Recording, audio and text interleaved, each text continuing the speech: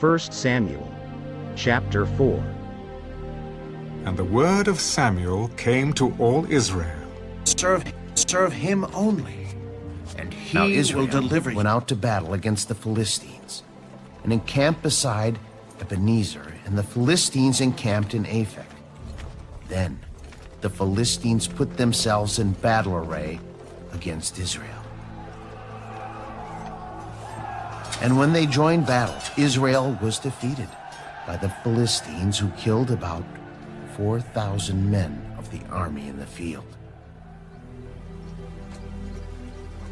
And when the people had come into the camp, the elders of Israel said, "Why has the Lord defeated us today before the Philistines?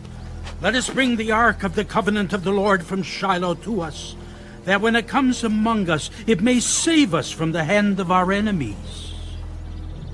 So the people sent to Shiloh, that they might bring from there the ark of the covenant of the Lord of hosts, who dwells between the cherubim.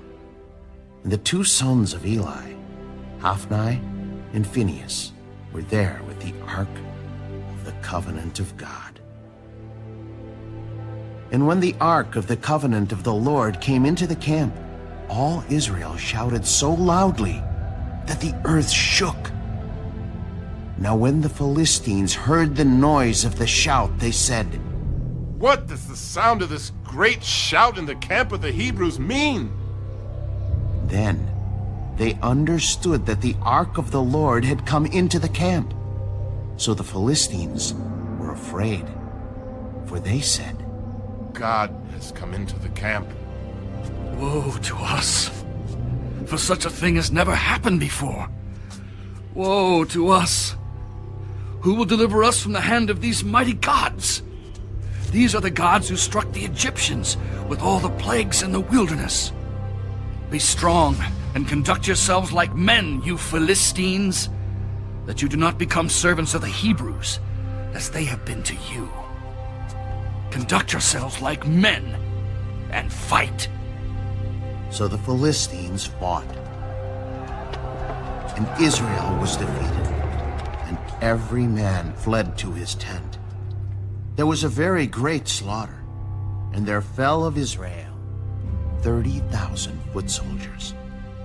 Also, the ark of God was captured, and the two sons of Eli, Hophni and Phinehas, died. Then a man of Benjamin ran from the battle line the same day and came to Shiloh with his clothes torn and dirt on his head.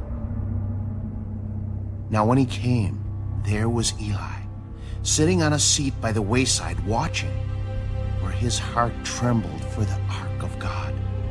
And when the man came into the city and told it, all the city cried out. When Eli heard the noise of the outcry, he said, What does the sound of this tumult mean? And the man came quickly and told Eli.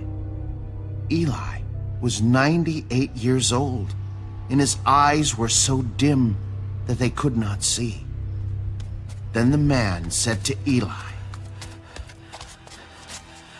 I am he who came from the battle, and I fled today from the battle line. What happened, my son? Israel has fled before the Philistines, and there has been a great slaughter among the people. Also, your two sons, Hophni and Phinehas, are dead, and the ark of God has been captured. Then it happened, when he made mention of the ark of God, that Eli fell off the seat backward by the side of the gate, and his neck was broken, and he died. For the man was old and heavy, and he had judged Israel 40 years. Now his daughter-in-law, Phinehas' wife, was with child, due to be delivered. And when she heard the news that the ark of God was captured, that her father-in-law and her husband were dead, she bowed herself and gave birth. for her labor pains came upon her. And about the time of her death, the women who stood by her said to her, "Do not fear, for you have borne a son." But she did not answer, nor did she regard it. Then she named the child Ichabod, The glory has departed from Israel.